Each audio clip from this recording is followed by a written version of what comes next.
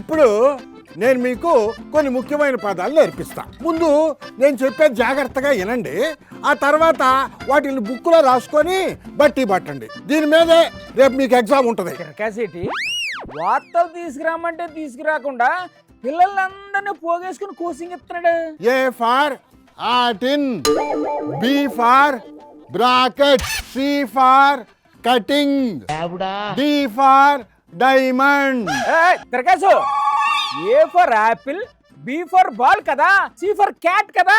అది ఒకప్పుడు జోగన్నా, ఇప్పుడు సిలబస్ అంతా మారిపోయింది కదా. అదేం సిలబస్ క్రికాసు? ఏందన్నా క్లాస్ మధ్యలో డిస్టర్బ్ చేస్తా ఉంటావా? కాసేపు ఆగొచ్చు కదా.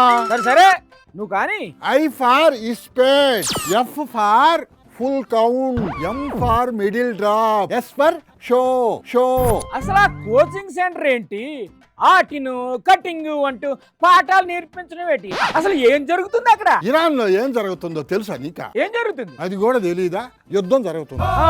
అయితే ఆ యుద్ధం వల్ల రేట్లన్నీ పెరిగిపోయినాయి కదా, అది తెలుసు కదా జోగన్న నీకా? అవును పెరిగాయి.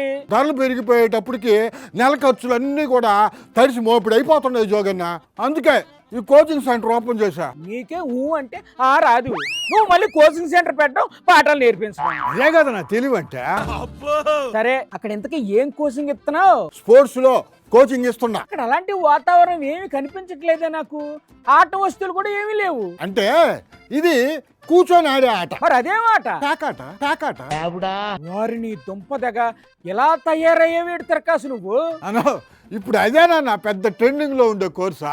ఫుల్ డిమాండ్ ఉంది దీనికి. మా సెంటర్ లో ఏ సహకారంతో ప్యాకాట్ ఎట్టా ఆడాలో నేర్పిస్తాం. హాస్టల్ వస్తుంటది, 24 hours వైఫై సౌకర్యం ఉంటది, ల్యాబ్, హాట్ వాటర్, అన్ని సౌకర్యాలు ఉంటాయి జోగన్న. ఓరి నాయనో. అంతేకాకుండా స్టూడెంట్స్ పర్ఫార్మెన్స్ ఎలా ఉందో తెలుసుకోవడానికి వీక్లీ టెస్టులు కూడా పెడతాం. 4 రోజులు కోచింగ్ తర్వాత ఫైనల్ టెస్ట్ పెట్టి పాస్ అయిన వాళ్ళకి సర్టిఫికెట్ ఇస్తాం. ఏడు చేసుకుంటారు నువ్వు ఇచ్చే బోర్డు సర్టిఫికెట్. బోర్డు సర్టిఫికెట్ తీసేస్తాడు ఏందమ్మాయినా అను.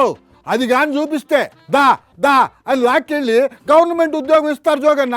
తెలుసా నీకా? ఎవరు చెప్పారు నీకు? ఏంది జోగన్న నువ్వా? పేపర్ చదవా? టీవీ చూడవా? లోకం కోడి వస్తుందన్నా అక్కడ. నీ తలకాయ్. అది పేకాట కాదంట తిరకాసన్నయ్య, బ్రిడ్జ్ ఆట అంట. అంతర్జాతీయ స్థాయిలో కూడా ఆడతారంట. మా కోచింగ్ సెంటర్ లో ప్యాకాడ్తో పాటు బ్రిడ్జ్ ఆట కూడా నేర్పిస్తాం జోగన్న.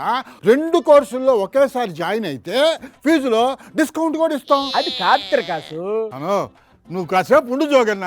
స్టూడెంట్స్ ని ప్రాక్టికల్స్ కి ఫీల్డ్ మీదకి తీసుకొని పోవాలా. కావాలంటే నువ్వు కూడా అక్కడికి వచ్చి.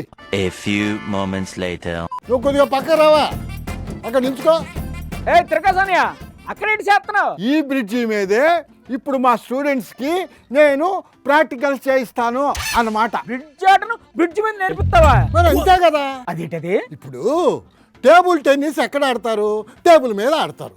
చెస్ ఆట ఎక్కడ ఆడతారు? చెస్ బోర్డు పెట్టుకొని ఆడతారు. స్విమ్మింగ్ పోటీలేమో స్విమ్మింగ్ పూల్లో పెడతారు. అవునా కాదా? అవును. అందుకే వెరైటీగా ఉంటుందని నేను కూడా బ్రిడ్జి మీద స్టూడెంట్స్ కి బ్రిడ్జి ఆటలో ట్రైనింగ్ ఇస్తున్నాను అనమాట. ఏమి తెలివి, ఏమి తెలివి. నువ్వు ఇక్కడ ఉండాల్సిన కాదు. అసలు ఈ ఆలోచన నీకు ఎలా వచ్చిందన్నయ్య? క్రియేటివిటీ జోగన్న. ఏ పని చేసినా కూడా క్రియేటివిటీతో ఆలోచిస్తే అద్భుతాలు జరుగుతాయి అన్నాడు ఒక పెద్ద ఆయన. ఇంకా చాలు ఆపు. ఇప్పటికే నా బుర్ర ఈటెక్కిపోయి. జోగన్న ఏంటి? నీకు ప్యాక్ ఆడడం వచ్చా? రాదు. బ్రిడ్జ్ ఆట అన్న వచ్చా?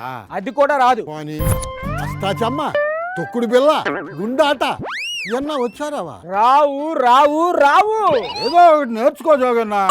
అన్ని నేర్చుకుని ఏటి చెయ్యమంటావయ్యా నన్ను? ఈ ఆటల్లో సర్టిఫికేట్ గాని ఉంటే గవర్నమెంట్ జాబ్ కొట్టేయచ్చు ఈజీగా. నాకేం జాబ్ వద్దు. ఓయమ్మా, నీతో మాటల్లో పడి టైమే చూసుకోలేదనా?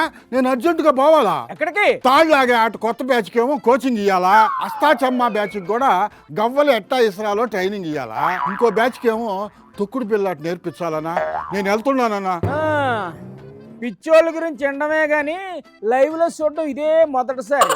ఈ ఆటలేంటో, ఆ సర్టిఫికెట్లేంటో, ఆ జీవోలేంటో అంత జంతర్ మంతర్ మాయ మచ్చిందర్ అన్నట్టు ఉంది.